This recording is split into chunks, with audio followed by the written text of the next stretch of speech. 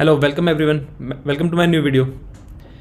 तो आज हम बात करेंगे जो 2024 के जो फ्रेशर हैं जो मार्केट में आ रहे हैं जॉब सर्च के लिए, जो किसी ने बीटेक किया है, बीसी किया है, एमसी किया है या कुछ भी ग्रेजुएशन किया है उन्होंने, तो वो कुछ ना बेसिक मिस्टेक कर रहे हैं। एक्चुअली उनकी भी गलती नहीं है क्योंकि वो भी अभी मार्केट में जस्ट नए नए आए हैं, तो उनके कुछ इमेजिनेशंस हैं, कुछ उनके थॉट्स हैं वो, लेकिन वो मार्केट में वो रियलिटी से मैच नहीं कर पा रहे। तो मैं इस वीडियो में बताऊंगा कि वो क्या गलत कर रहे हैं और वो उन चीज़ों को कैसे ठीक करके और अपनी चांसेस बढ़ा सकते हैं एक जॉब लेने के। क्योंकि गाइस हमारे टाइम में सेम चीज़ हुई थी जब 2008 का जो रिसेशन आया था, उसके बाद मार्केट पूरी डाउन चली गई थी। उसके बाद जब मैंने 2011 में ग्रेजुएशन की थी तो सेम सिचुएशन उस टाइम पे थी, और मतलब एक धीरे धीरे मार्केट रिकवर कर रही थी, लेकिन उस टाइम पे जॉब्स उतनी अवेलेबल नहीं थी। मार्केट जस्ट स्टार्ट हुई थी रिकवर करना। तो सेम सिचुएशन थी जैसे अभी भी कोविड की वजह से मार्केट पूरी डाउन हो गई थी, अब धीरे धीरे रिकवर हुई है स्टार्ट होना। तो सेम सिचुएशन है, तो मैं I can relate with my experience. तो लेकिन जो नए जो फ्रेशर्स लोग हैं उनको अभी दिक्कत है थोड़ी सी, वो अभी कुछ चीज़ को गलत तरीके से अप्रोच कर रहे हैं। मैं बताता हूँ कैसे। जब 2011 में हमें कहीं भी जॉब नहीं मिल रही थी, मतलब कोई कंपनी नहीं आई कॉलेज के अंदर, और कोई भी चाहे कोई टॉपर है क्लास में या कोई भी है मीडियोकर बच्चा है, कोई भी है, किसी की भी जॉब नहीं लग रही थी, सब ऐसे भटक रहे थे। तो उस टाइम पे हमें दो चीज़ करने की ज़रूरत है बेसिकली।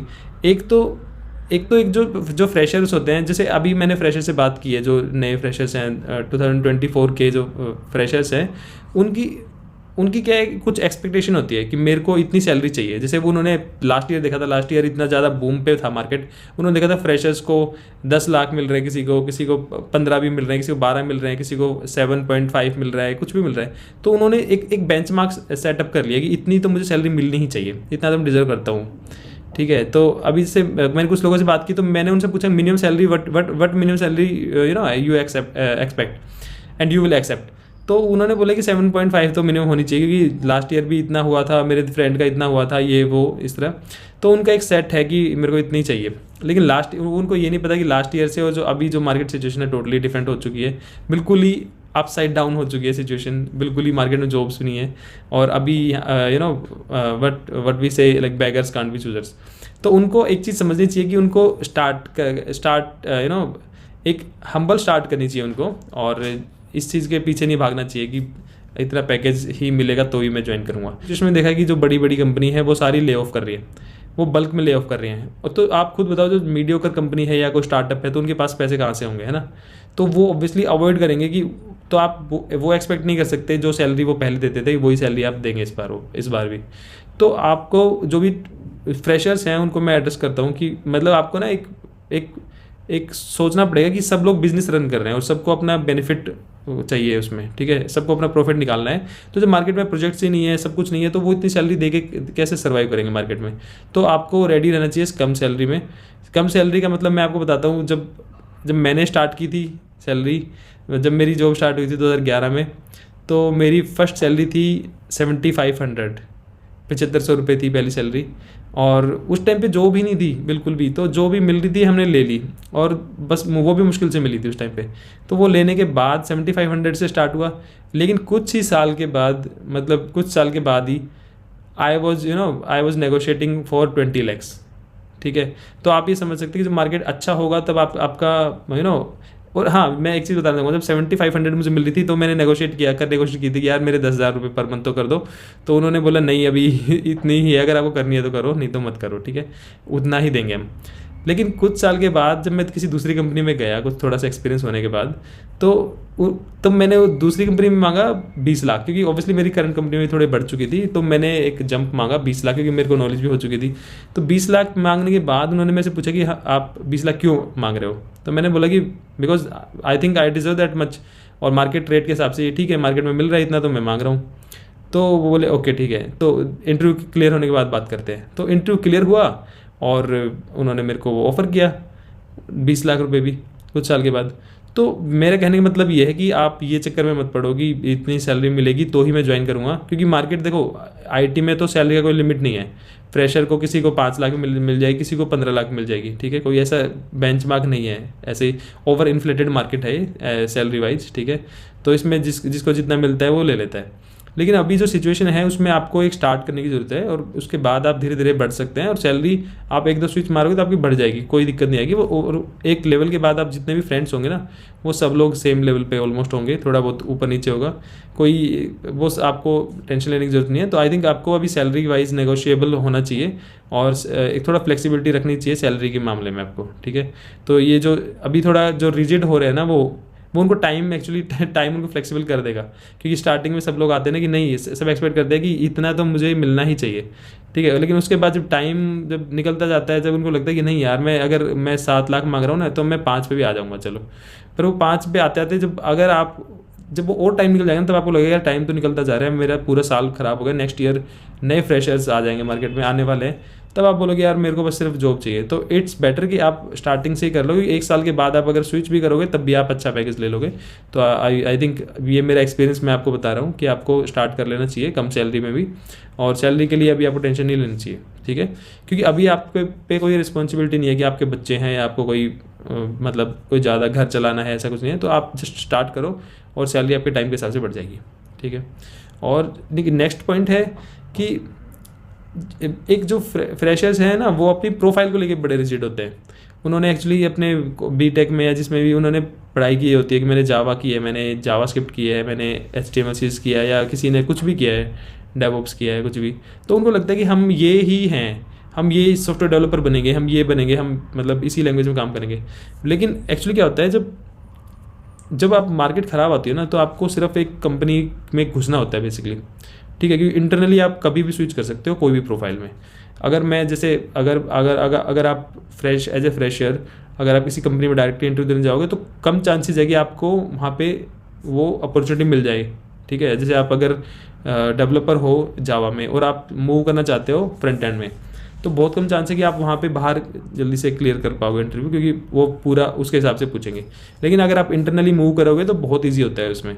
तो मेरा सजेशन है कि जो फ्रेशर्स हैं यार, तुम्हारी अभी कोई सच कोई प्रोफाइल नहीं बनी है कि तुम अपने आप को टैग मत लगाओ कि तुम ये डेवलपर हो। कोई कह रहा है फ्रंट एंड डेवलपर हूँ, कोई कह रहा है मैं बैक एंड हूँ, कोई कह रहा है मैं डेवऑप्स हूँ, कोई कह रहा है कि मैं टेस्टर हूँ। मतलब अपने आप में तुमने बना लिया। अभी तो आप लोग सिर्फ एक फ्रेशर हो, आपने कुछ आपने कुछ नहीं आपको पता, सिर्फ अभी हमने थ्योरेटिकल चीज़ें पढ़ी हैं। बाकी मेरा ऐसा मानना है कि अगर आप डेवलपर बनना चाहते हो, ठीक है, लेकिन आपको अगर टेस्टिंग की जॉब भी मिलती है तो आप टेस्टिंग की जॉब में भी जाओ।